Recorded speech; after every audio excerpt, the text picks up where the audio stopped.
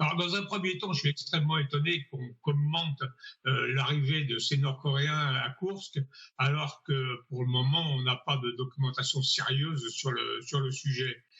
Dans un deuxième temps, effectivement, si c'était vrai, ça serait plutôt un boulet et ça serait un problème relativement lourd.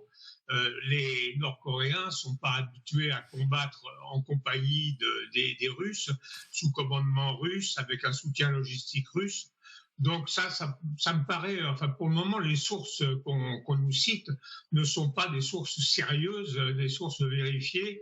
Et ces Nord-Coréens, que les Nord-Coréens soient arrivés en Russie, qu'ils soient entraînés et qu'ils soient en train de se préparer à avoir une certaine normalisation, comme ça se passe à l'intérieur des pays de l'OTAN, par exemple, ça je peux le comprendre, qu'une semaine après leur arrivée sur le territoire russe, ils soient déjà sur le front, ça me paraît absolument pas sérieux. Bah attendez, on a écouté quand même un soldat russe dans les tranchées qui dit qu'est-ce qu'on va en faire. Je vous fais écouter le président Zelensky également. Hein. Ouais.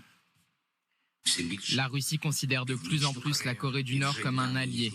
Et ses soldats pourraient se retrouver sur le champ de bataille contre l'Ukraine à tout moment. L'Ukraine va être obligée de se battre contre la Corée du Nord en Europe.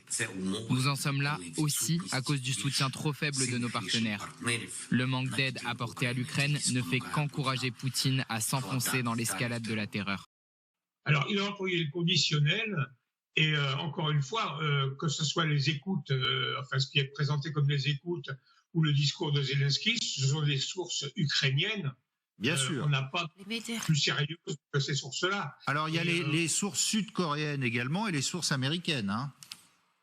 Alors les sources américaines, jusqu'à maintenant, tout ce que j'ai pu entendre de sources américaines, c'est qu'il y aurait effectivement des soldats nord-coréens en Russie, mais qui seraient à l'entraînement complètement dans l'extrême-orient soviétique, enfin russe.